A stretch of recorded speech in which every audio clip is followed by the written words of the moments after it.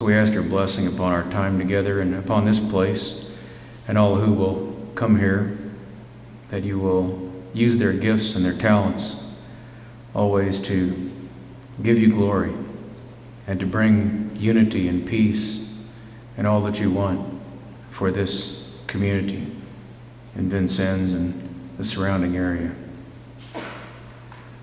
We ask all this through Christ our Lord. Amen.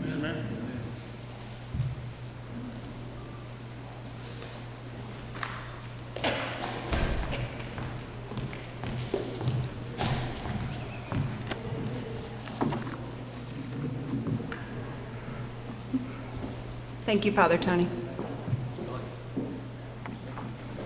So again, welcome. And thank you all for sharing your afternoon with us to celebrate the opening of the Pantheon. 99 years after this unique and beautiful space opened its doors, we have the honor of being here to commemorate a new beginning for this historic place. This place was once on the Indiana Landmark's 10 most endangered historical structures. We changed that.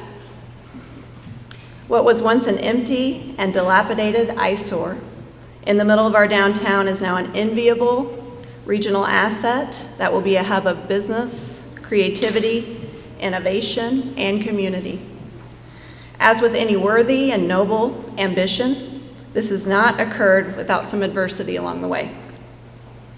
There were dark days, disappointments, and seemingly insurmountable odds. There were doubters, cynics, and armchair quarterbacks. I can say that even amidst those moments, we never wavered in our belief that what we were doing here was good, true, and meaningful. We knew that all the historical firsts in this county that came before us required hard work, sacrifice, and determination. And though we cherish our rich history and heritage, we also think it's time for this county to strike out and make some new firsts. Creating a place that encourages, attracts, strengthens, and supports businesses and startups in a rural community is the kind of bold action that will result in new history being written here. Over the past 18 months, we've been working diligently to both finish this building and lay the groundwork for the great things that will be happening inside. All of the work depended directly on people and partnerships. Today is a day for gratitude, so I want to share that with the many people who have made this happen.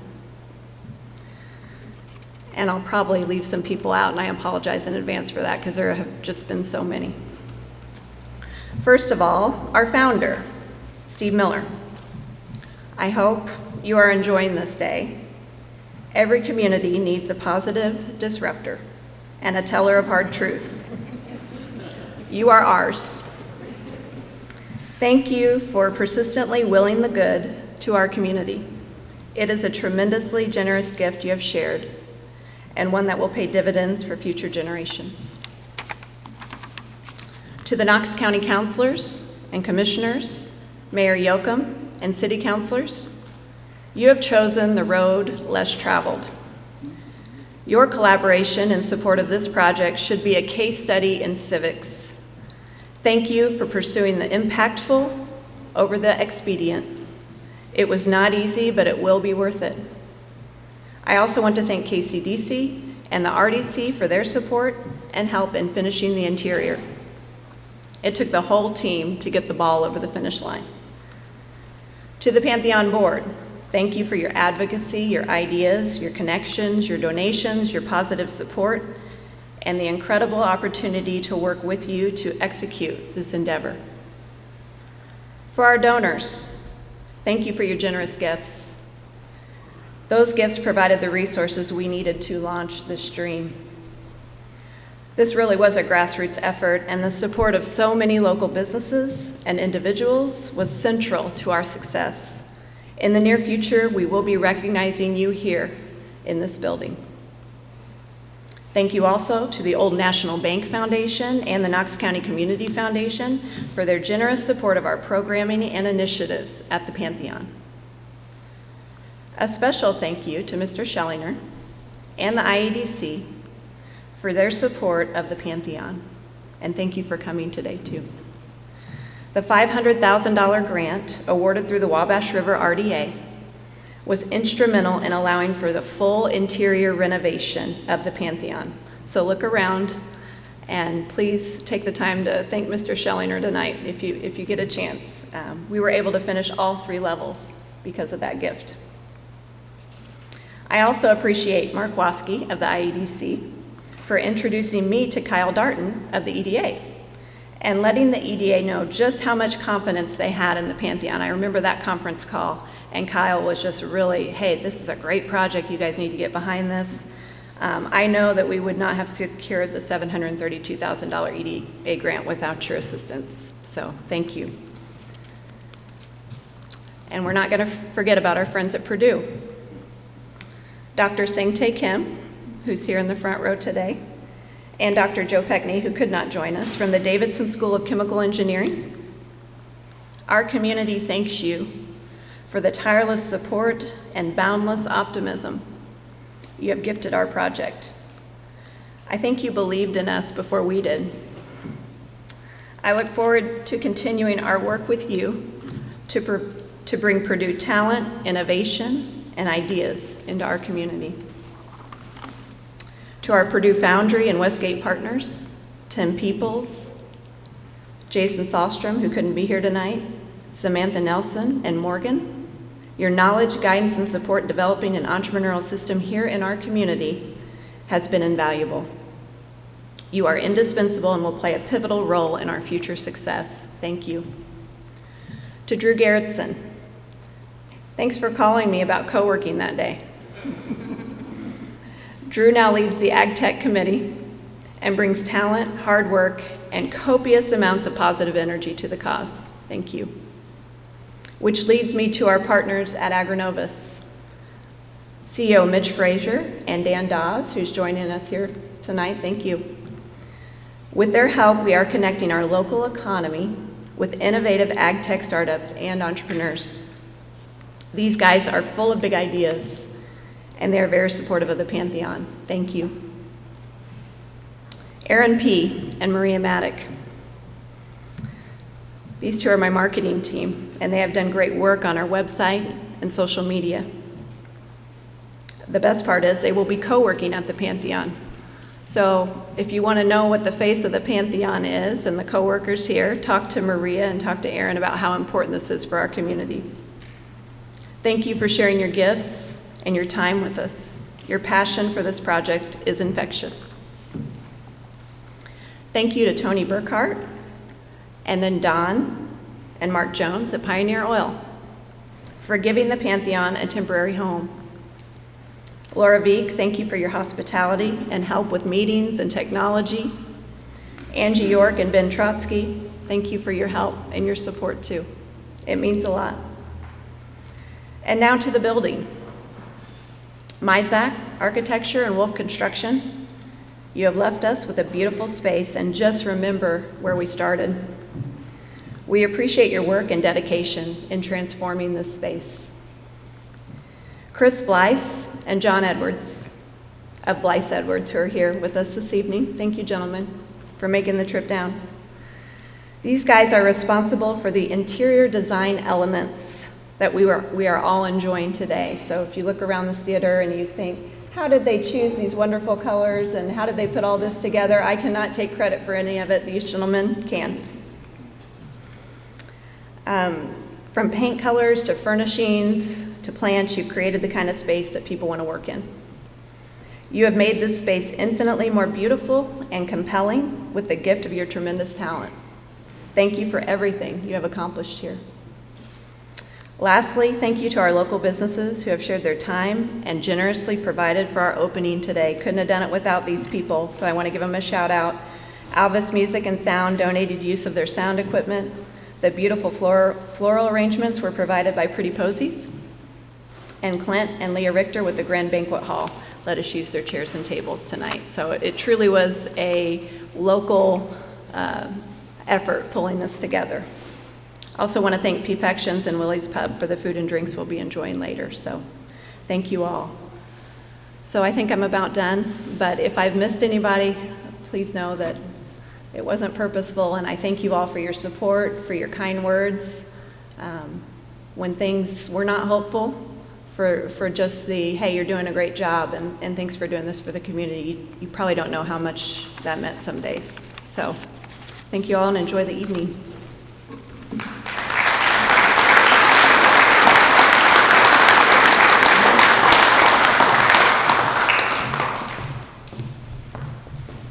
Good afternoon and welcome, and thank you for being here on this special day. This has been a 5-year trip for me, and I have to thank Steve Miller. He is the driving force behind this, that got this started and kept it moving. 5 years ago, Steve, myself, and I think Kenneth took a trip to launch Fishers. Shortly after that, we took another trip, and I remember Ellen Harper was with us. And the reason I remember that's because I got pulled over, and she doesn't let me forget it. But that's 5 years ago. And as mayor, I've always said that when everybody works together, basically gets on the same bus, travels the same route to the same location, amazing things can happen. And I can truly say, this had a bus trip with it, 2 bus trips. Steve and Ellen and KCDC got elected officials together, community partners together, and we took trips to Matchbox and Purdue and got everybody on board for this project and gave everybody the vision to what we could actually have here. And I want to thank Mr. Schellinger for the $500,000. Thank you very, very much. Getting us those dollars to the RDA. We need to thank the EDA with the federal government with their grant. All total, probably $1.5 million was invested in this project through state and federal government. It's great to have their support, that they saw the same vision and same opportunity in this project that we did as local officials. We couldn't have done it without you. And with that, I cannot wait to see what comes out of this building, the talent, the businesses, our youth. It's going to be absolutely amazing. And I'm like Nicole, there was absolutely no way I could thank everybody that's involved with this. Purdue, everybody, local business people, local businesses, local individuals that have supported this. It hasn't been the easiest road to travel, but we've made it, and I think we can all be very proud of what we have here, and I think we'll be even more excited in the future when we see everything that comes out of this building. So again, thank you for being here.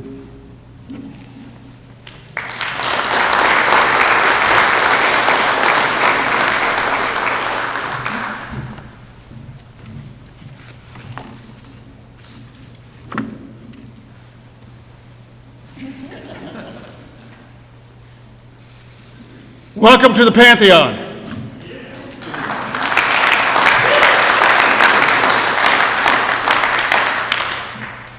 Been a long time coming to say those words. I'm going to say them one more time. On behalf of Knox County, welcome to the Pantheon.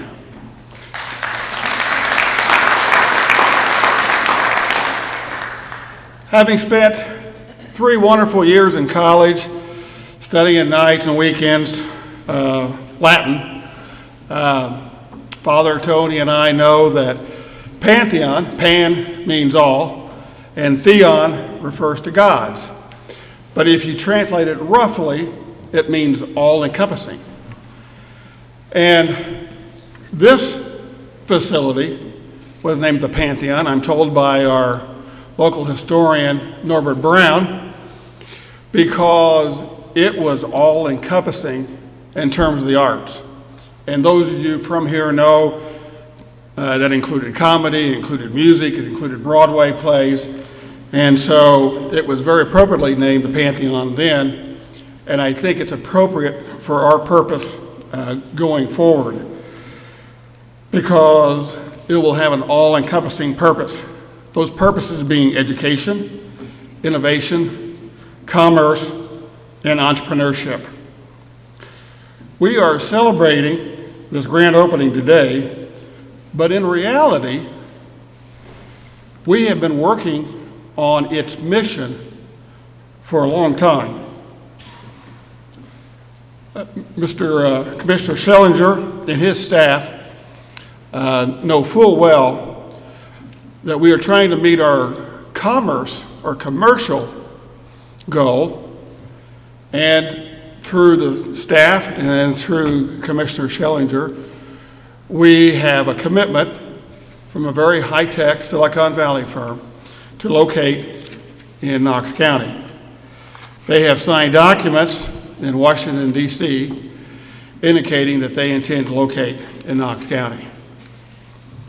We want to thank Commissioner Schellinger and his staff, and I spoke with him about 2 weeks ago, and I told him, you know, we thank you for all the tangible things you have done, all the tangible actions you've done on our behalf.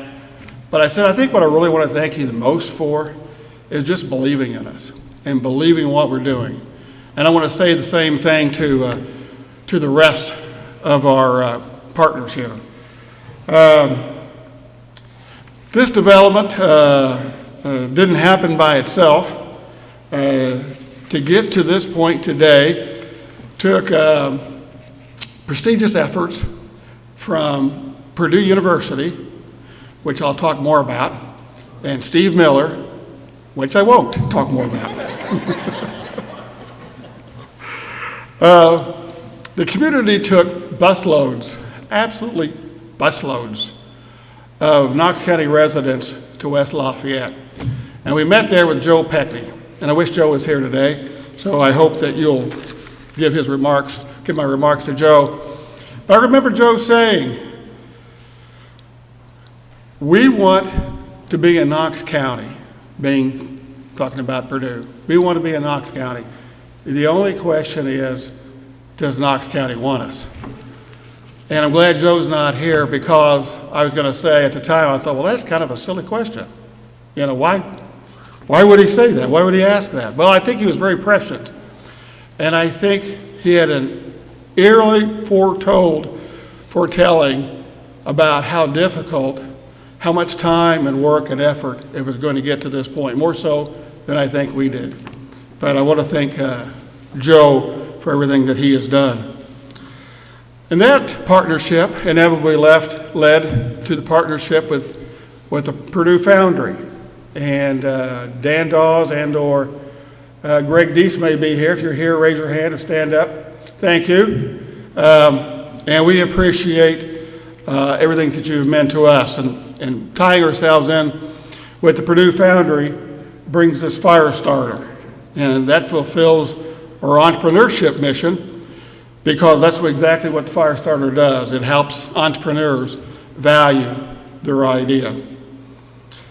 Some have questioned why the county was getting involved with this project. After all, it's on Main Street. It's an old building. Some have said it doesn't have anything to do with the county or with farmers. And I want to pick on 3 guys today. I didn't get a chance to talk with most of them ahead of time. Hopefully they won't mind. But Drew Gerritsen, who you've heard about already, Drew is an employee of Land O'Lakes. And Land O'Lakes is a very large agricultural company. And Drew also is involved with a family that's very involved in agriculture. And I guess Drew simply didn't get the memo because he signed up and he's on our operating board. And Dennis Musen. Dennis, I don't know if you're here today or not. Dennis didn't get the memo either. And then finally, Mr. Indiana State Farm Bureau himself, Don Willock, representing everything in the state of Indiana regarding agriculture, also didn't get the memo. And Don is on the Pantheon's board of directors. But not just local people, but also the Purdue University School of Agriculture, a pretty renowned area of Purdue University, that being ag. And they saw value in tying in with Knox County. And they've proven that by having high-tech, state-of-the-art, innovative research right here in Knox County. And we have field research going on in coordination with Purdue. And I know in talking with Sang and Nate and others from Purdue, we have much more planned that I think we can bring to the table and help them as well. Agrinovus, some of you may or may not have heard of Agrinovus. I always refer to them as the agricultural think tank for the state of Indiana. But more importantly, probably a better way of describing them is the agricultural think tank, highly respected across the entire country. A couple months ago, Mitch Frazier was here, and again, I want to point out Mitch or Dan Dawes, one of you here. So appreciate being here. Mitch took a tour of the Pantheon, not quite complete at that time. He took a tour of a couple of farms, took a tour of VU's Ag Center, and he said, "You." And when he said "you," I think he meant you, all of you, the people that are here today, the people who have taken steps to make this day happen. He said, "You are the envy of the state of Indiana." That sends chills up and down my spine, coming from such an organization and such a person as Mitch.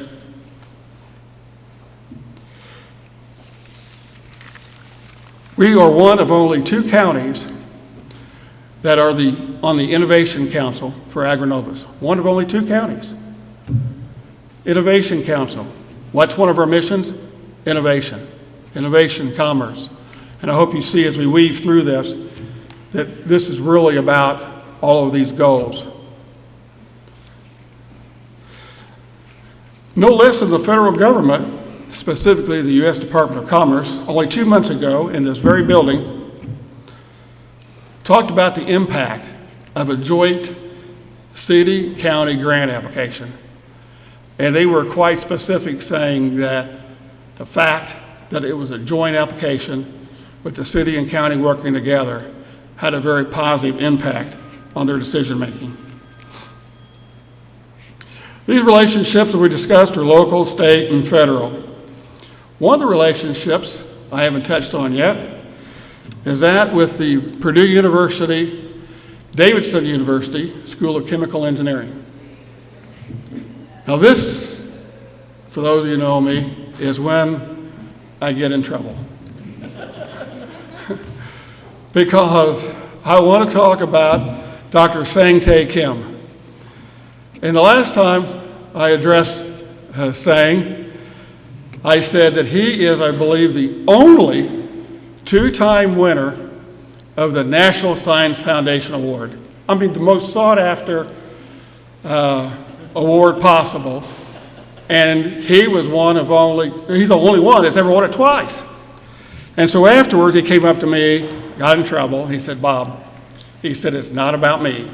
It's about the team." He's laughing because he says, "It's about the team."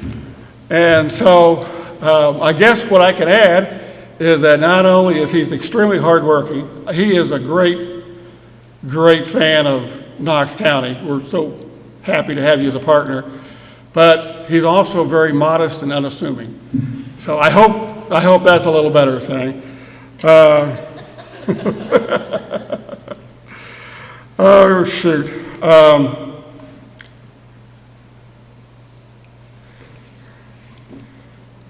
We have, speaking of teams, we have our own team here.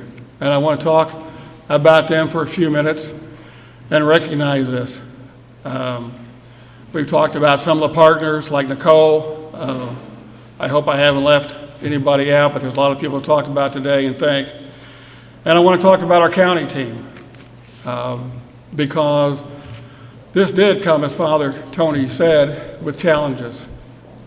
We were faced with a number of issues, and I'm so proud of the county team. And as last I knew, all the county council members were going to be here. And so if I could just ask them to stand and please remaining standing. If you remember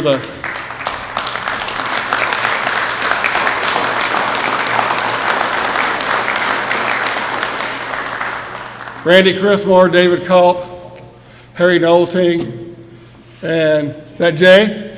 Jay Yoakum. I got my eyes kind of fixed, Jay, but, and we also have two commissioners here, Kelly Streeter, and I think I saw Trent Hinkle earlier. And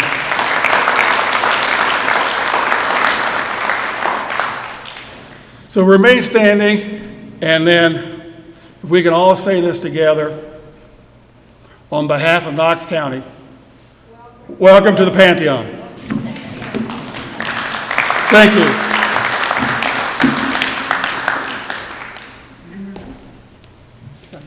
You didn't have anything to say? I was going to. Okay.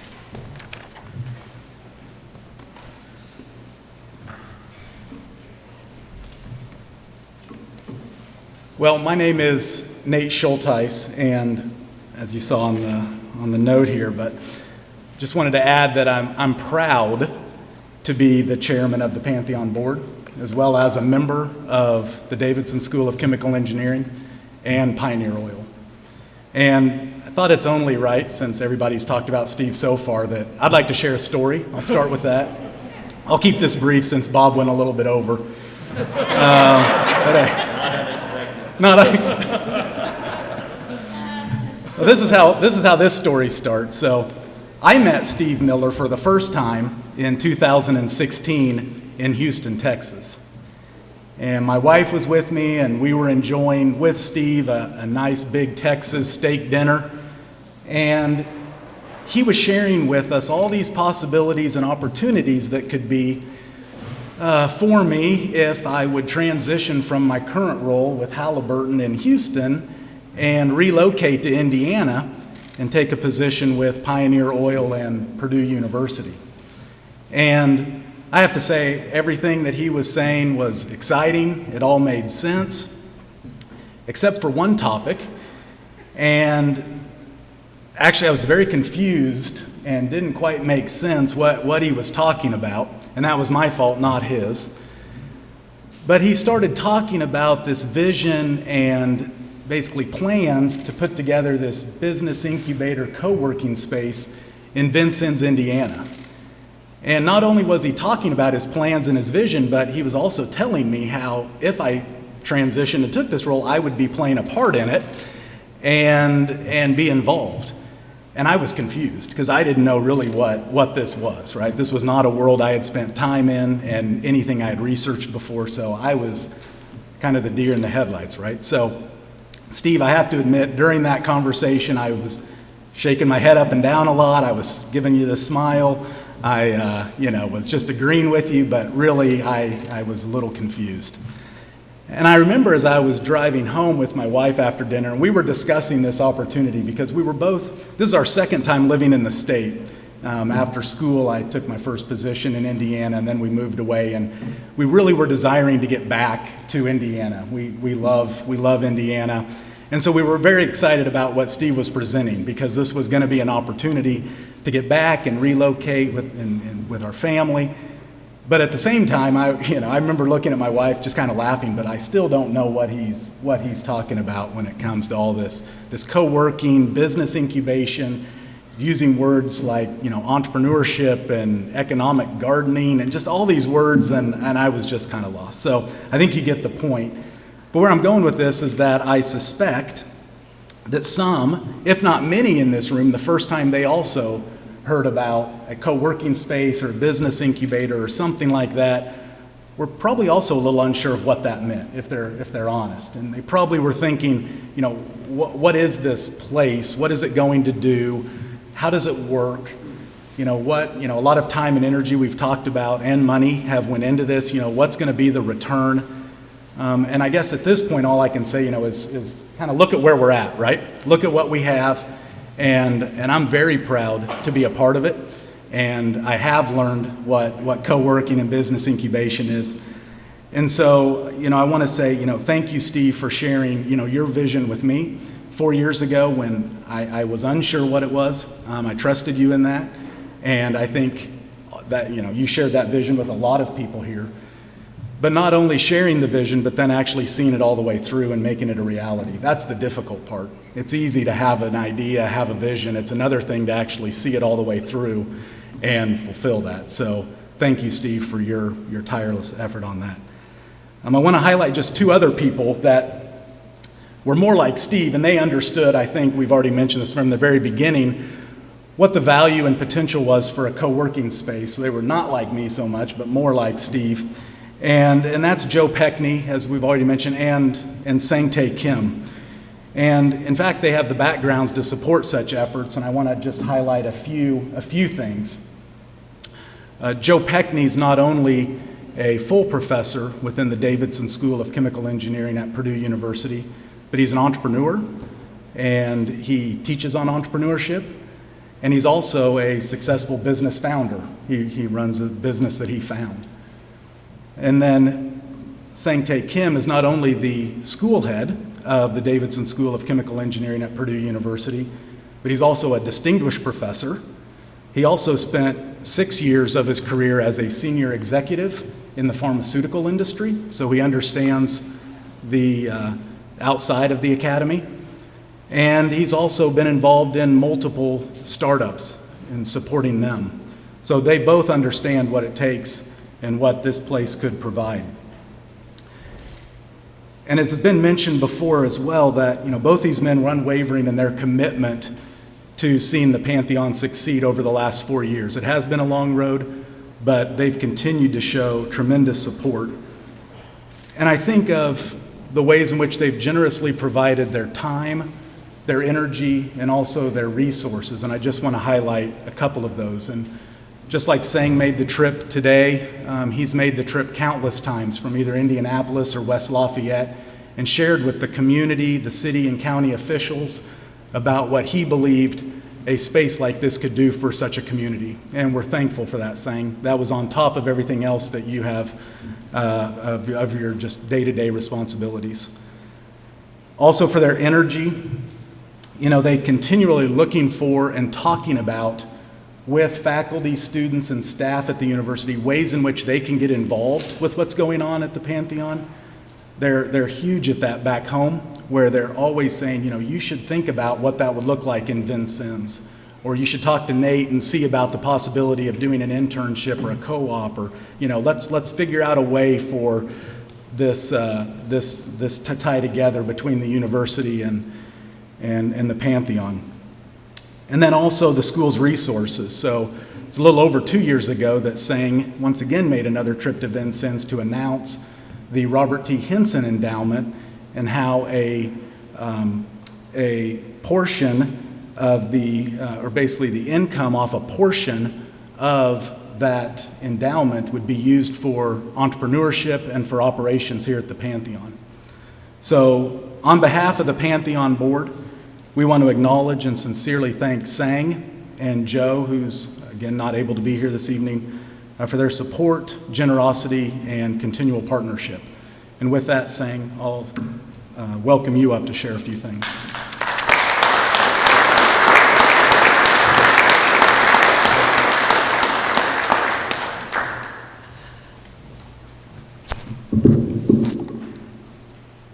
So thank you for all these kind words. And let me start off again by correcting Bob. The way NSF actually keeps score, the number of times I've won that prestigious award is not twice. It's actually not even once. It's actually 0. But the fact that the right answer is 0 is actually tied into why I'm here today and why I'm such a big believer and supporter of the Pantheon project, and especially the efforts here in Knox County and Vincennes. So I'll explain all of these in a minute, but let me start with a personal perspective, not the Purdue or university or even the Davidson School of Chemical Engineering perspective, but my own personal perspective. For me, Vincennes and Knox County are very special. Growing up in French Canada in Montreal, I know, of course, the history of the French influence in North America and the founding of Vincennes, why it's called Vincennes, and of course, studying American history from the Canadian perspective.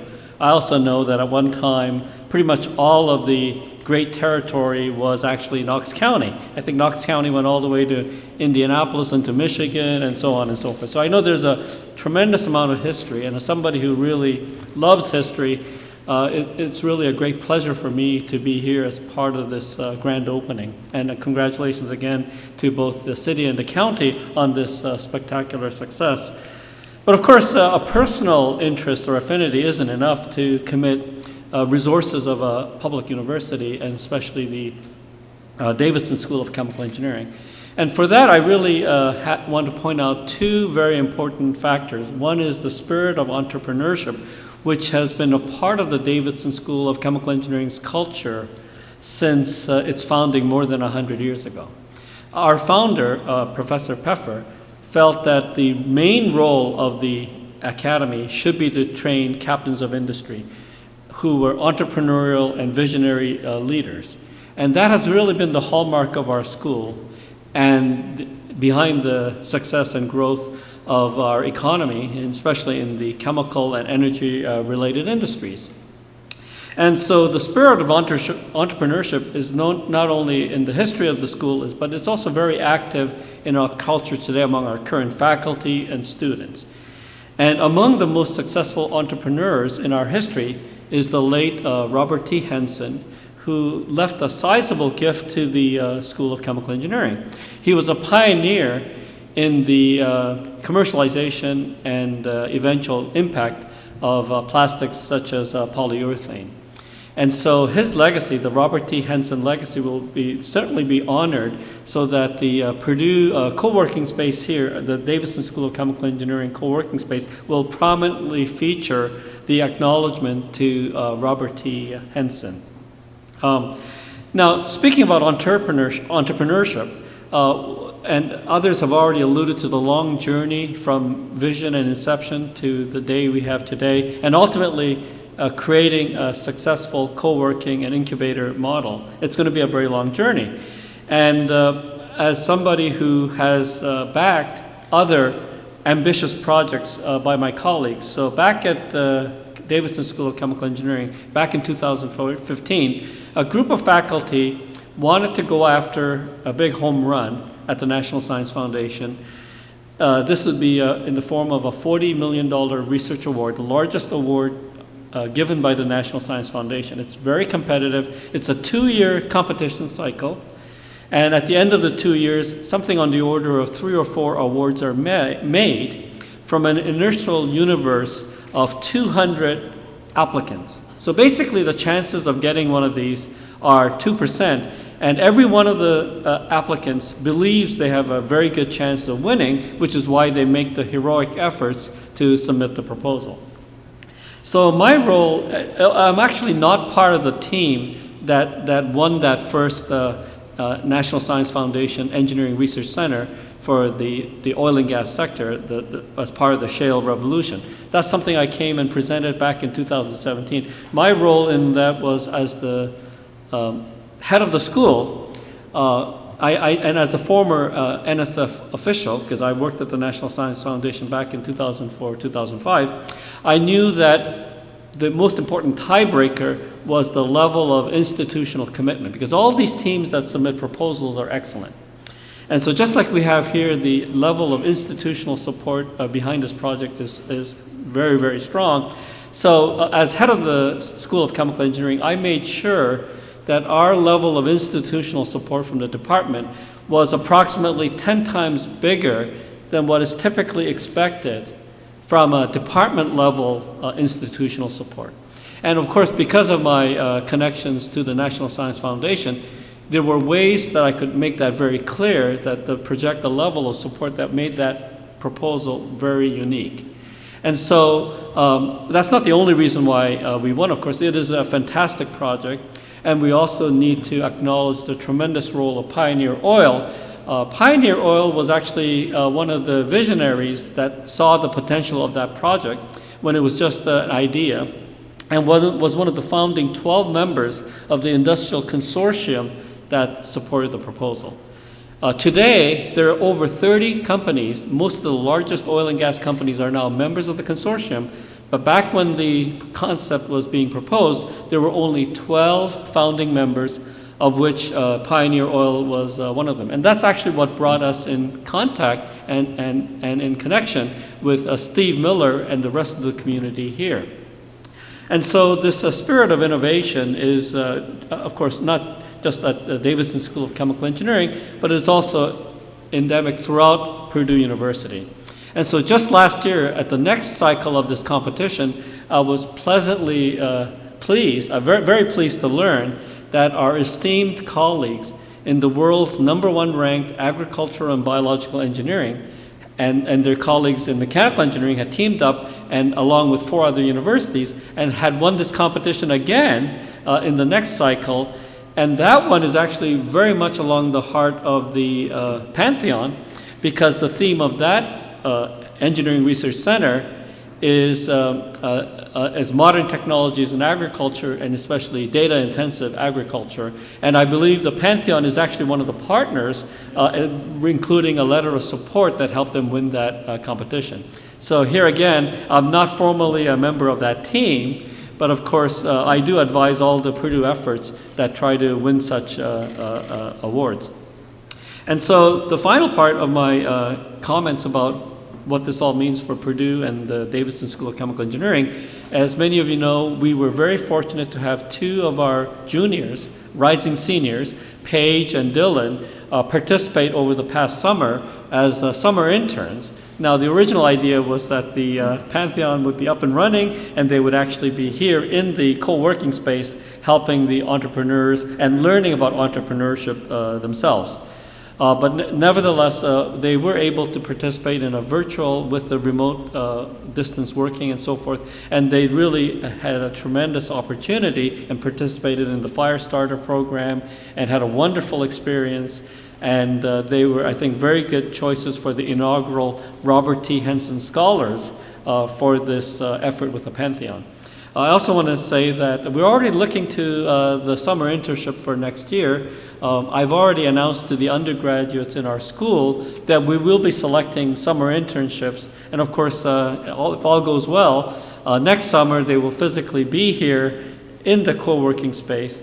And in addition to that, we are also looking at creative ways to have students here not only in the summer, but also during the academic semesters by combining this with the co-op program, which has been a very successful element not only of chemical engineering, but all of engineering at Purdue, where the students alternate semesters between a company and the university, and they take typically several more years to graduate because they're alternating the semesters off campus and on campus.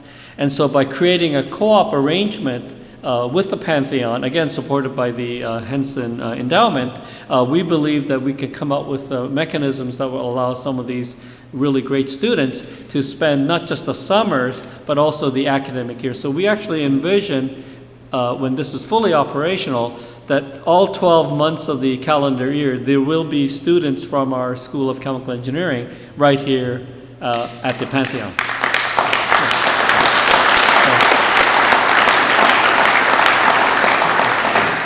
So let me close by saying that I had my own private scorecard because I know how hard entrepreneurship is, and I know especially many of our students and alums, successful alums, have come from southwestern Indiana. So through them, I've heard quite a bit about the modern history of this region. But when I first came here in 2017 and gave the presentation to encourage the leaders to support the Pantheon, you know, my private scorecard is that these things always take longer And of course, who could have predicted COVID-19 and so forth? So I would say that even though it seemed like a very long journey, from my perspective, you're actually right on schedule. And I'm very, very excited to be part of this journey. And you have my commitment that the Davidson School of Chemical Engineering and our students and faculty will be very excited to collaborate with you in this intersection of entrepreneurship, engineering, and agricultural technology. Thank you.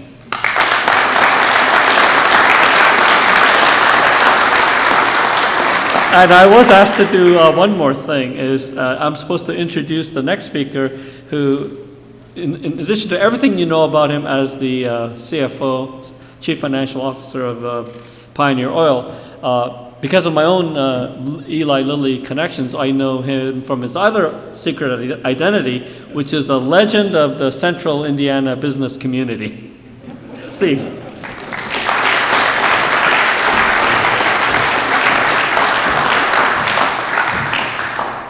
Thank you very much, Sang. Thanks, everybody. Thank you so much for coming here today at this difficult time. Bob, you went over, you covered a lot of stuff that I was going to say, so that gives me plenty of time to talk about you. But also, I'm going to take this opportunity to give a little bit of background, since a lot of you probably haven't heard it, and they don't let me get out and talk about it much. So I'm going to take this time to be able to do that. So again, thank you, bear with me, and you'll see why they don't let me out much. And also, the primary objective is to tell you the story about that, but also to tell you about our good friend Jim Schellinger. And I'll do that after I talk about 4 topics. The topics are: why are we doing the things we do? What is it that we're doing? With whom are we doing it? And fourthly, what will be the outcomes? For some of you, that may remind you of the interrogations we used to get at home. But I've found throughout time that those are 4 very, very good questions. So let me take you through that, but again, I'll defer until there's been a lot of thank yous, but I want to do a few more, and as said, we'll miss some, and we're short. But first, thank you goes to my good friend and colleague, Don Jones. The decision to relocate Pioneer to downtown Vincennes got the ball rolling. It was the investment by the Jones family, and it showed what could be done.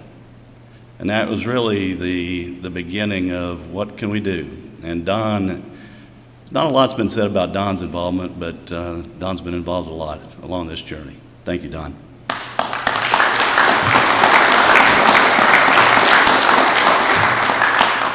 And I'm going to take this in a chronological order, but so the first in that is Mayor Yoakum, with whom we first addressed reactivating the Main Street program. I didn't know what the hell that was about until somebody told me about it, and I'll tell you about that a little bit later. So that got that ball started. The RDC helped us, the City Council helped us, the County Council helped us, the County Commissioners have helped us, Purdue University, its foundry, the special people, Greg Deason, Tim Peoples, Jason Sahlstrom, Joseph Peckney, the School of Chemical Engineering. Very special thank you to Sang. Sang is the embodiment of goodness. I mean, he really is. He's selfishly given his time, he shared his vision, his enormous intellect, and the resources for the betterment of our community. I mean, that's, I don't know if I could say any more than that, but about anybody. Thank you, Nate, for caring. Believe it or not, I didn't know what I was talking about that night either.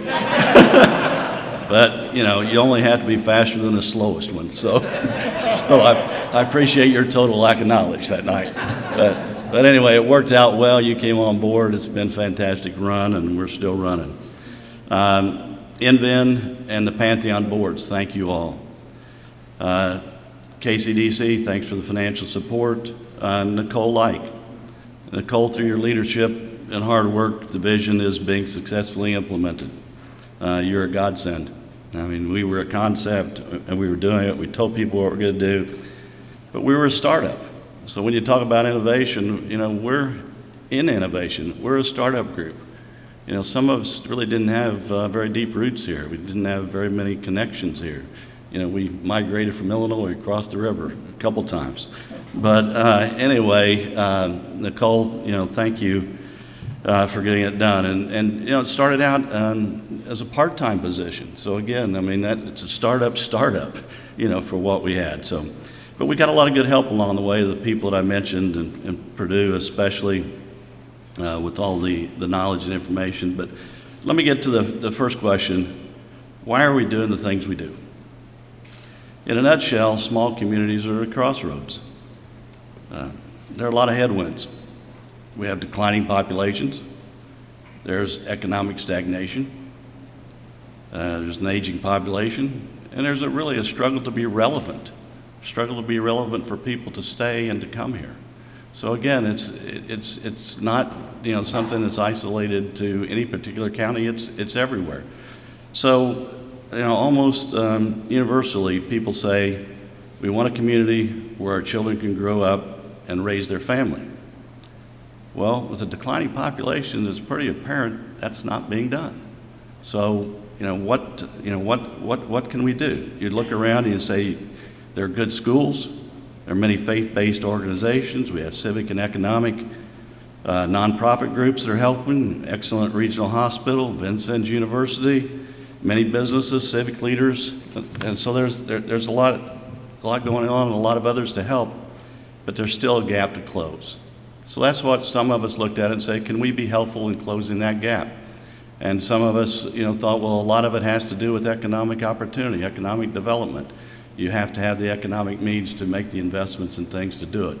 And this building is an example. At one time, the community had the money to build it, but we struggled to repair it. So again, but it's not depressing, it's just an opportunity. So what can we do about it? So that's the second topic. What is it that we're doing? Well, it first started with InVent. How do we help redevelop the central business district in harmony, with its history and its existing structures? Community is an organism. Like most organisms, you need a strong core to be successful. So we focused on Main Street. Elizabeth Cutter-Dole made a pitch to reactivate the Main Street program. Elizabeth was our first executive director at InVent. We reactivated that Main Street program. It ultimately resulted in a grant to do facade grants for 9 of the downtown businesses later on at time when Ellen Harper joined us and oversaw that project. So thank you to Elizabeth and thank you to Ellen. That was a $500,000 grant and 9 facades were improved. Then we looked at the New Moon, and obviously the New Moon was in terrible shape. Thanks to the Niehaus family to renovate that, turn it into Old Chicago. We redeveloped the corner of 6th and Main. I sometimes referred to it as an aspiring junkyard. When you looked at the outdoor sign and the litter and that. But look at what you all did, with helping us to turn that around, to make parking and facilities there for all of downtown, all the people who wanted the experience of that. So after that, we turned our attention to the Pantheon. And with the Pantheon, we wanted to develop, services for the community which would foster innovation and entrepreneurship and a prosperous business community in Knox County. Simple vision, a vibrant, prosperous Knox County. That helps everybody.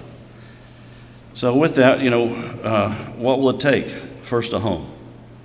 We now have a home, thank you all. And again, it's magnificent, and thanks everybody who worked on it.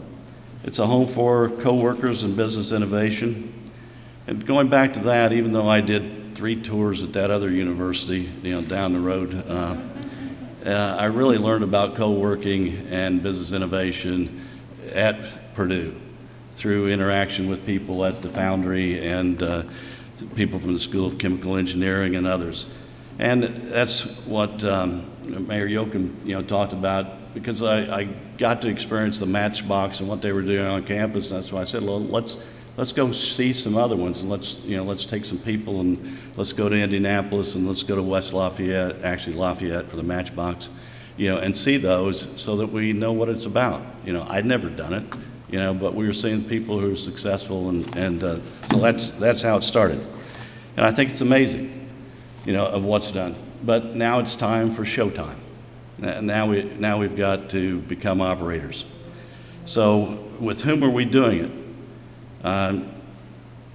We spent a lot of time building relationships with people and organizations outside the county who can deliver resources that currently don't exist in the county.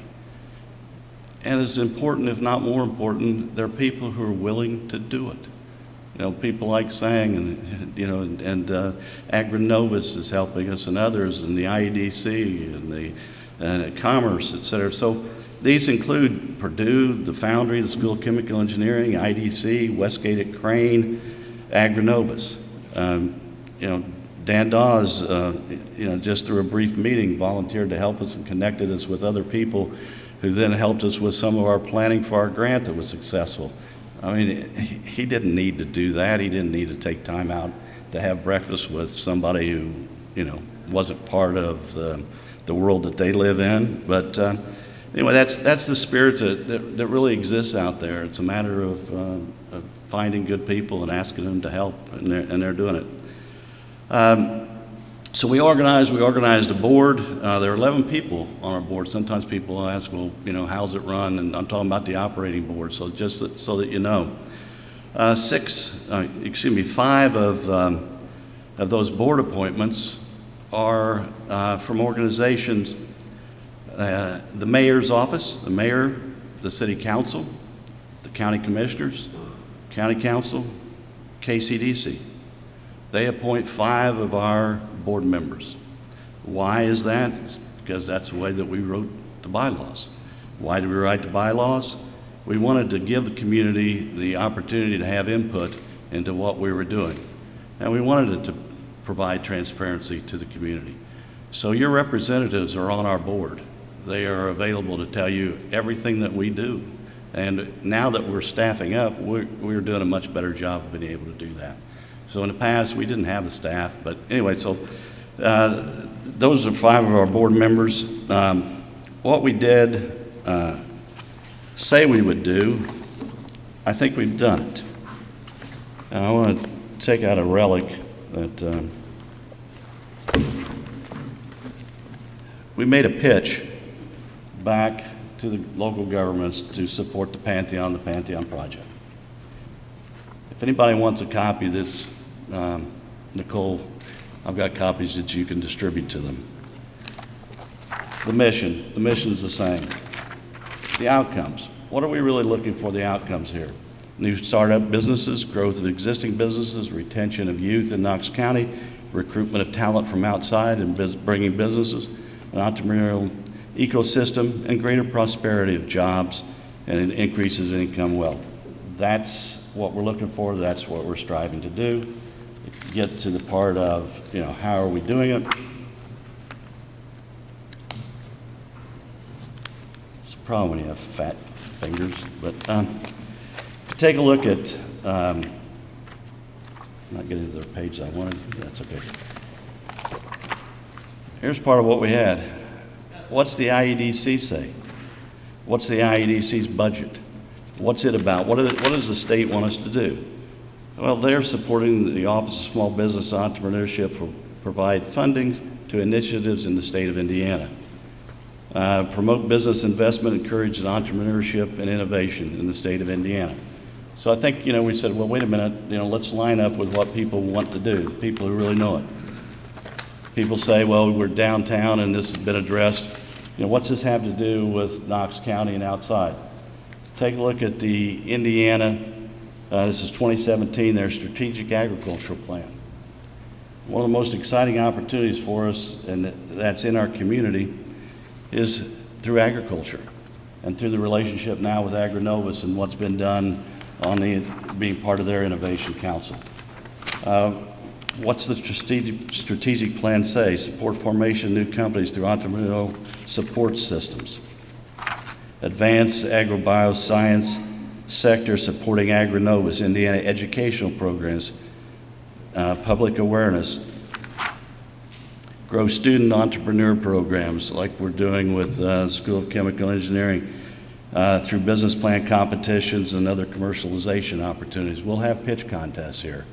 We will have opportunities for them to do the things that are just right center target of what the state says in their agricultural plan that they want us, or they want the state to be doing.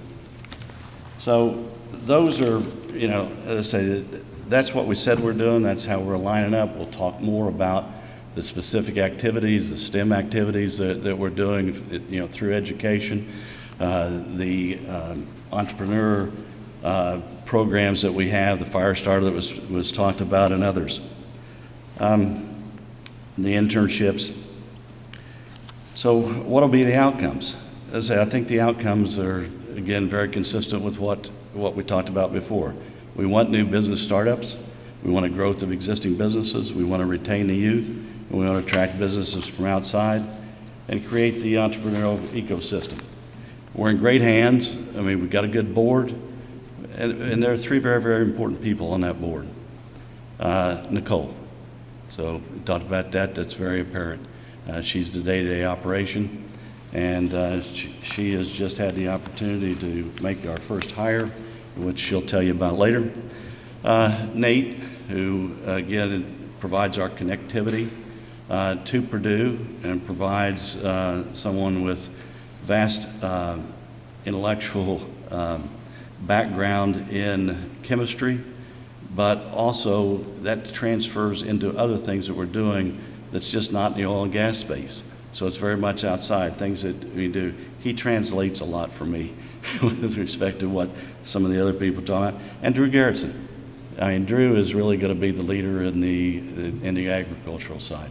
So those are three big doers.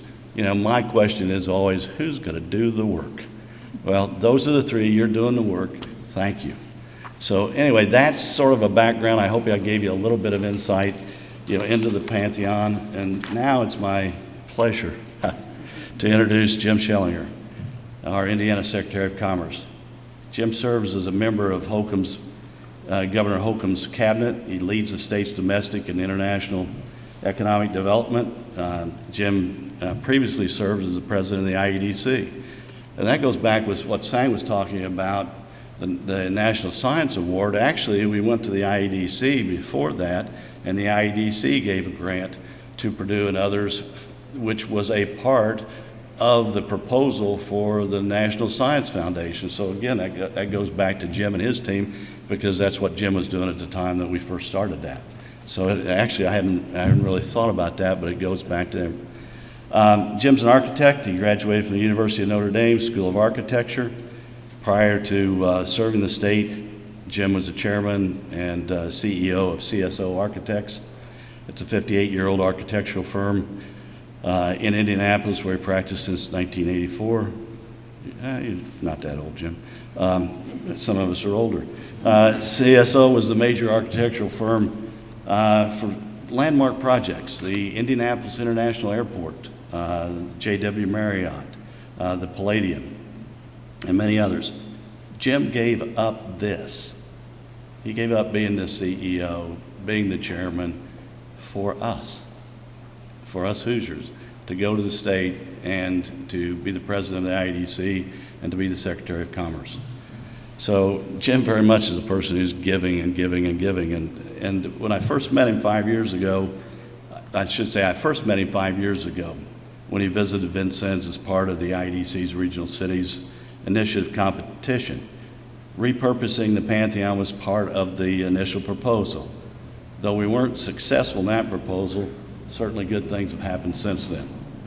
After the formal presentation, we took the time and walked Main Street, and we visited some of the historic buildings. Jim admired our downtown and its history. He saw what it could be.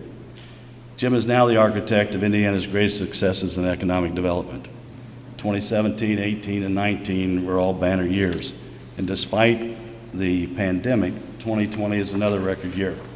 $4.8 billion in committed capital next 3 to 5 years, 26,000 new jobs coming to Indiana. 2020 is a record year for CapEx, wages, and jobs. Great leadership, great results. And Jim leads this team. But what about Knox County? And we've talked about that a little bit, but I'm going to say it again. Let me tell you a few ways Jim and his team at the IEDC and Commerce have helped Vincennes and Knox County. Old Chicago, it qualified and was awarded for a little-known grant that helped repurpose the New Moon Theater. A special thanks again to Mark Waske on the team who helped us through that and got that grant. Jim accepted our invitation to come down and be the guest speaker, the featured speaker at a KCDC annual meeting at a day that your son had a bad accident and you still did it. And his son's fine and that, but Jim came down that day, his son was in intensive care at the hospital. Jim visited Vincennes and met with Mayor Yoakum, Phil Roth, and me to address funding. He's made a special trip one time to come down and talk about that. The Pantheon was part of that discussion.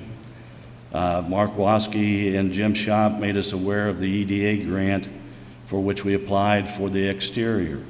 We were awarded that grant, which will enable us to complete it. Jim and his team have met several times with and created an incentive package for a West Coast energy storage company, High Tech, that Bob alluded to. That's still on its rails. The pandemic's slowed things down on that. That's still happening. And then thank you, Jim, for all that. And finally, I would like to add, Indiana does not have a Secretary of Sports. So I think the cabinet head, who's Indiana's biggest cheerleader, Jim Schellinger, must get credit for the following. Jim talked about football a little bit downstairs, and we've never talked about football. We've never talked about anything. So I was just smiling internally. But Notre Dame, the #1 football in the ACC, undefeated, just beat Clemson, currently rated #2 in the country, should be #1, right, Jim? But even that's not such a big deal. Hell, the Fighting Irish have been national champs. There's a much bigger deal. Bigger. Never before in the history of Indiana, in November, has Notre Dame, Purdue, and yes, even my alma mater, Indiana University, all been undefeated in football.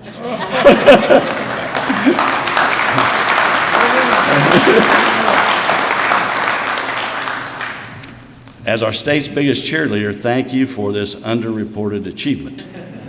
But Jim, I do have a question.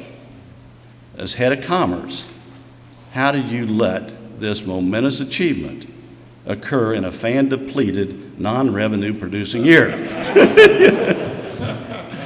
Ladies and gentlemen, the hardest working man in the commerce business, Jim Schellinger.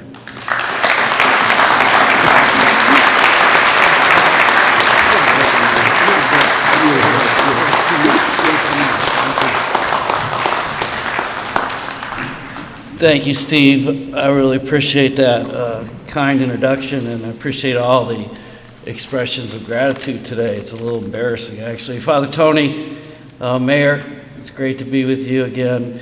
Dr. Schulteis, Dr. Kim, it's good to be with you as well. And all the distinguished guests and friends, it's really great to see all of you today on this momentous occasion. It's funny, the gratitude is expressed, I appreciate so much. It reminded me of a company we recruited from India, Emphasis, 3,000 jobs to our state. And they came in on I think it was February 20th of 2017.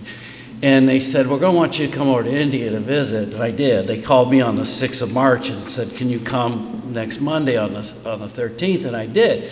And when they had their dedication, they just went on and on and on about the fact that, I went over there on a week's notice. And they just kept saying it, and my wife was with me, and she would have been saying this tonight, Steve, but she said, she finally leans over, she says, for God's sake, she thought you swam over there. And she'd say the same thing. She'd say, you think you'd pull this money out of your pocket or something. It was your money. So, but I do appreciate, I first met Steve on the banks of the Wabash. I walked up Regional Cities, and Steve was there in a smock and wearing sandals, hair was a little longer, groovy. And I thought, wait, I was expecting he was going to tell me he's a musician and had a band. I didn't hear that. But at any rate, that was when we first met. And I'll tell you, the West Central proposal at that time was Knox, Sullivan, and Vigo. And now, of course, the 15 Southwest County region is just an amazing region, doing so many great things. And I can't tell you, this project had me from the get-go. This was the catalyst of the IDC's involvement in this county. It was the cornerstone, was this project, the Pantheon. I thought when it came to the Regional Cities Initiative of working on population scarcity, of creating cool places to live, work, play, and stay for younger people, nothing's better than this. And that was why I thought we should be so dedicated to it. And Steve was just on it and on it. When I'd heard the Jones family had came here from Illinois, I thought that was just great because of the fact that we have so much to offer here in the state of Indiana. So seeing this transformation of this building that I remember going through and built in 1920, and congratulations to the design team. It's really well done, and I can really appreciate that here now. Being transformed from a theater to a business incubator, whether it be for agriculture or chemical engineering or, in fact, energy. You know, we've recently, as a state, it's been tough times. We've been up against a health crisis, an economic crisis, and a civil discord crisis, and now we're dealing with election aftermath. And Governor Holcomb, when he began to run for governor again for his reelection, he said, am I ever going to be in a normal election? So, he ran 106 days when the vice president was asked to join the Trump team, and then, of course, now doing it in a pandemic. But I can tell you, we're doing a great job. And when I addressed the team on Monday during our pipeline meeting, I said, you're probably going to get a lot of questions about the election. And I said, Indiana, we did it right. We had a great election. We've elected an amazing human being that is the reason I serve, is the inspiration he gives me every single day. His moral compass is unlike any I've ever seen. He always does the right thing. He's able to discern very quickly what is the right thing, and he does the right thing. And I tell people, I've been all over the world. I don't like to travel, actually. I don't even like to go on vacation. It's just a hassle. And but at any rate, I don't like to travel, and I've been on 61 international trips to 28 countries in the last 3.5 years. I've seen it all. I've been everywhere. America is the best country in the world. We lead.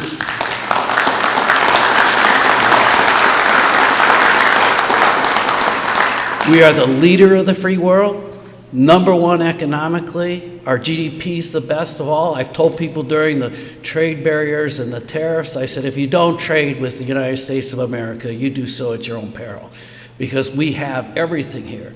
And every time I get back into the United States and into Indiana, I call it paradise. Every time I get back, I can't tell you how happy I am and how good we have it here.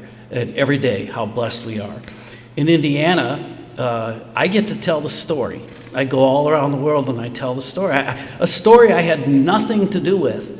I was in the private sector for 32 years practicing architecture, my first love. It's all I ever wanted to do as a kid. I grew up in South Bend, so I was a townie. I'd never lived on campus. I can't answer your question about the undefeated thing. I can tell you this. The last time Notre Dame won a national championship was 1988, and that was the same year, it was the last time that the Los Angeles Dodgers and the Lakers both won their championships. So let's hope that we might have something going there. But at any rate, you look at the state of Indiana and the pride we have, the low taxes. Our taxes are amazing here, the reasonable regulations that we have in the state of Indiana, the amazing universities. Purdue represented here today. I go all around. I tell people, do you realize the first person to step on the moon was a Purdue graduate? The last person to step on the moon was a Purdue graduate. And the only person to ever land a plane successfully on the Hudson River was a Purdue graduate.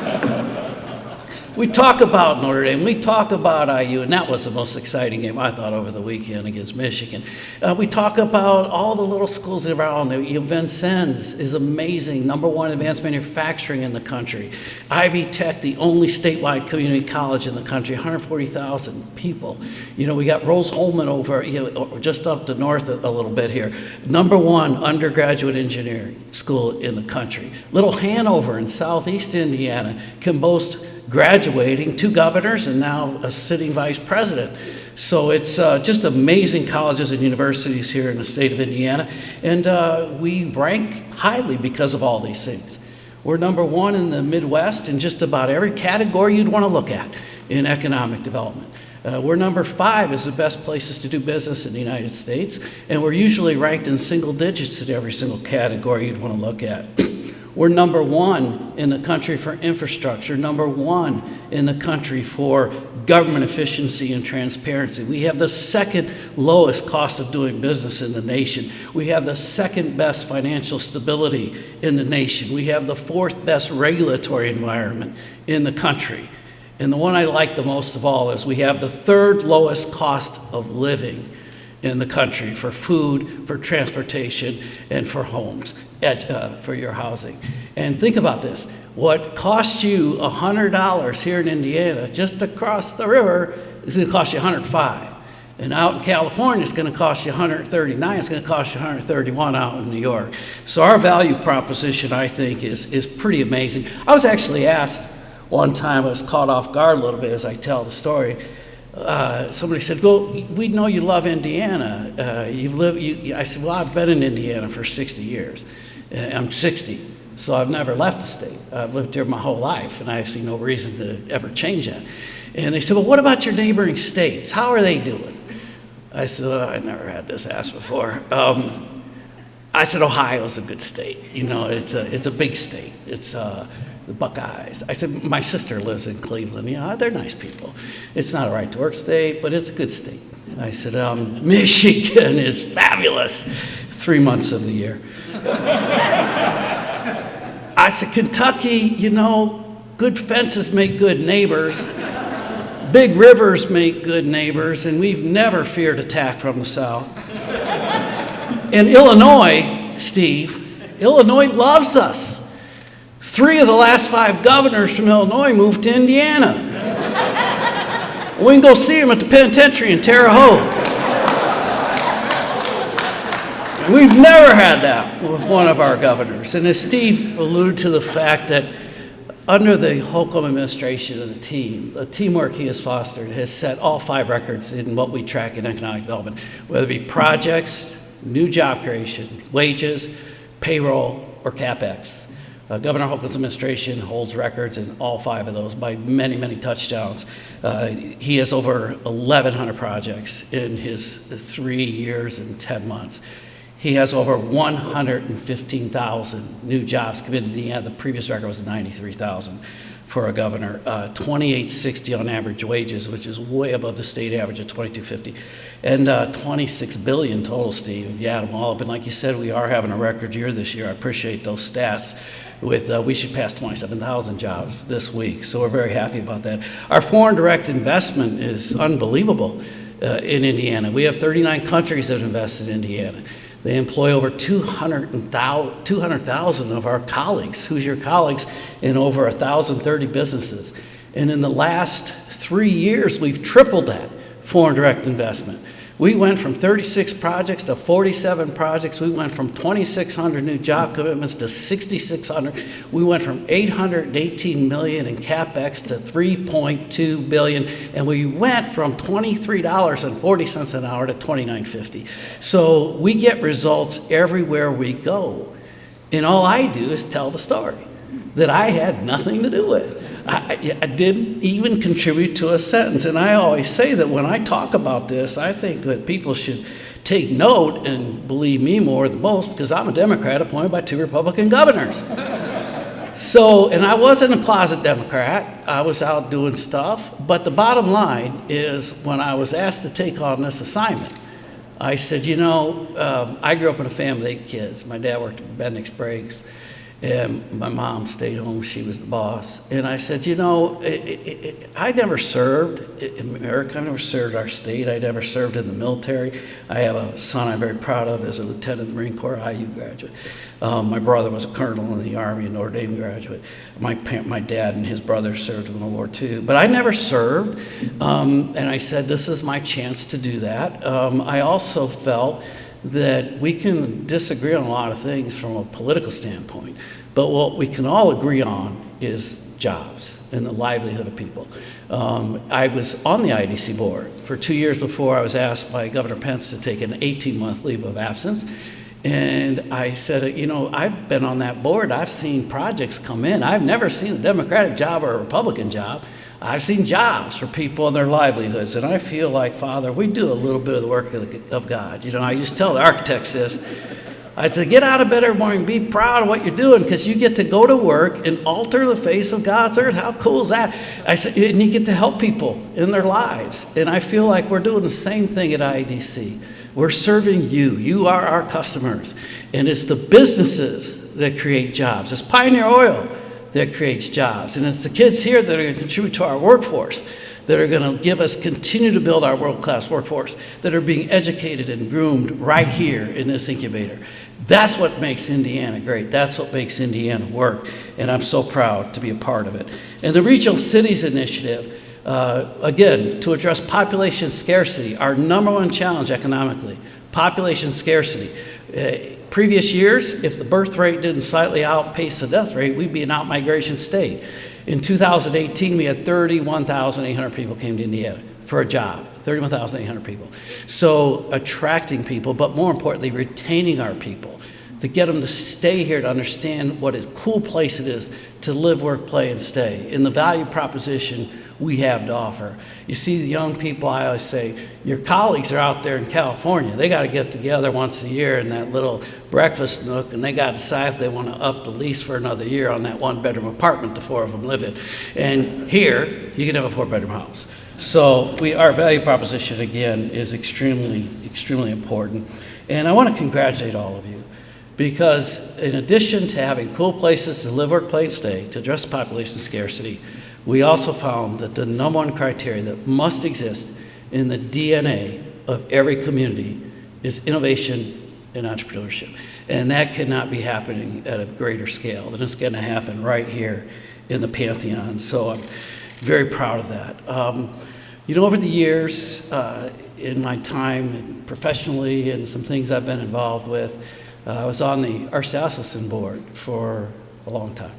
And it was interesting when I finally got my award. At the end, I was leaving. I was off the board. The Archbishop said to me, "You're going nowhere."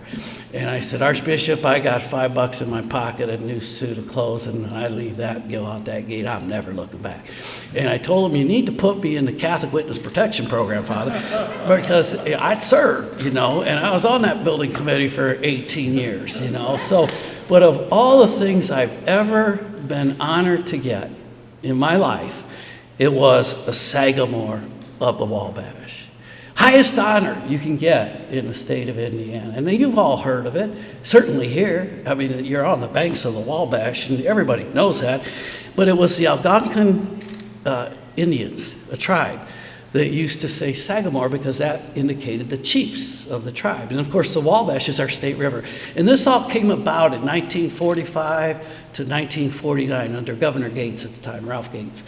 And he was invited to a tri-state meeting with Ohio and Kentucky. And he'd found out ahead of time that the governor of Kentucky was going to make him a Kentucky colonel, highest honor you can give in Kentucky. So he felt he needed to do something in return, so he created the Sagamore of the Wabash. It's the highest honor that a governor can bestow on someone, in addition to the Sachem Award that they give annually. But the Sagamore of the Wabash is given by each governor to very select people for very special things, what they do in the state of Indiana, things they've contributed in their career. And it was the highest honor I've ever gotten here. And I've actually had one from Governor Kernan and one from Governor Pence. But I will tell you today, I want you to join me as we give a Sagamore of the Wabash to a very deserving person today on behalf of Governor Holcomb, who wished he could be here today to present this himself. But as we give a Sagamore of the Wabash to Ambassador Steve Miller.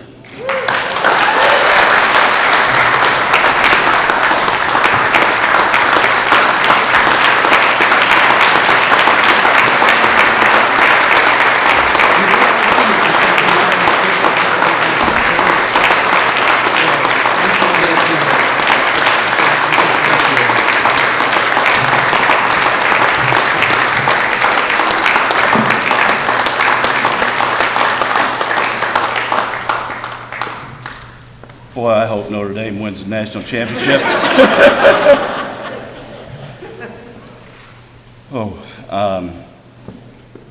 Most people who know me know that I usually am not at a loss for words, but I certainly am now. This is totally unexpected. It's been my pleasure to do most everything I've done down here, and what we're doing, and new friendships, new people that I've met, and new opportunities, and maybe I'll make it just a little personal.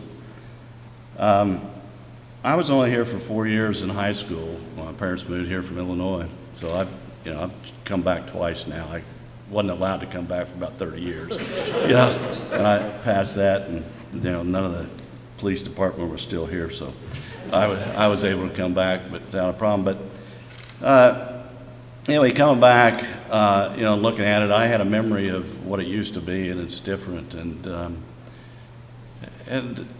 when I look at it, I just really look at what it still can be and what it is, and you've got a lot of really good people, and you've got a lot of opportunities to work with Purdue and to work with Agrinovas and to work with the Indiana Department of Indiana Economic Development Corp. and others to continue this progress, and it's, again, this is the personal part. When I was here, I had no clue what I could do if I stayed.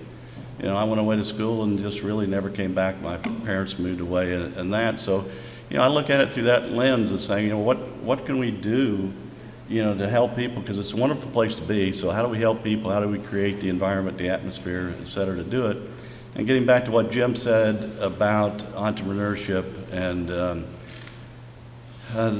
there's a study. Would you mind handing me that portfolio? It's one of the things I forgot to mention. I was going to read this, but then I thought I better not. But no, it's a great paper, even though it's Harvard, MIT, London School of Economics, and others. But it's who becomes an inventor in America, and the importance of exposure to innovation. The determinant of who's an inventor, and inventorship is closely allied and many times the same as entrepreneurship and innovation, the inventor. The major determinant is somebody being exposed to it. So they sampled, I think it was 1.2 million inventors. And they looked at it and they cross-indexed all kinds of things. What is it? Well, being good at math happens to be an attribute. But if you're good at math in a community that never exposed you to entrepreneurship or innovation or that business climate, you're not going to succeed the way somebody who is your equivalent in math capability who is in that environment. And that's what this is really all about. So how do we give people, the young people include people in their 40s and 50s and that, because they start businesses, they have entrepreneurship opportunities and dreams. So how do we give them that environment? How do we create the community? Because it's all about a community. And so that was the combination. I'm sorry, I'm going on way too long. But I mean, that's the combination of how do we get a quality of life. My part was take a little piece of, Main Street, try to work that through here. It's a collision of opportunities is how things happen. A lot of it's not planned. They're just collisions out there. It's like colliding with this guy, it's one of the great things. So anyway, I wish I had a Pantheon when I was here in high school, and I hope everybody else believes that who has the opportunity to do it. And thank you all who have done so much. And Jim, thank you, and thank Governor Holcomb for this award. It's so unexpected, and there are a lot of other people who have done so much. Thank you.